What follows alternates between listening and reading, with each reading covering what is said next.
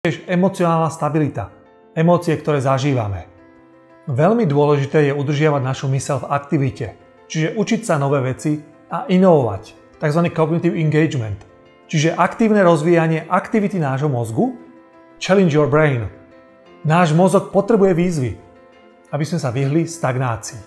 Ďalšou silnou oblasťou alebo veľkou oblasťou je alkohol a nikotín. Dokonca náš duševný stav. Významným faktorom je napríklad depresia, ale tiež aj obmedzenie času stráveného pred obrazovkou, a to najmä v čase pred spaním. Okrem všetkého, sedavý životný štýl, sedentary lifestyle, a to nie len v domácom prostredí, ale aj v pracovnej oblasti. Napríklad home office bez pohybu nie je až taká výhra, ale ani open space, kde častokrát jediná forma pohybu je skočiť si na cigu, a to ešte k tomu aj výťahom, alebo medzi tým nejaká káva, alebo nejaká čokotyčina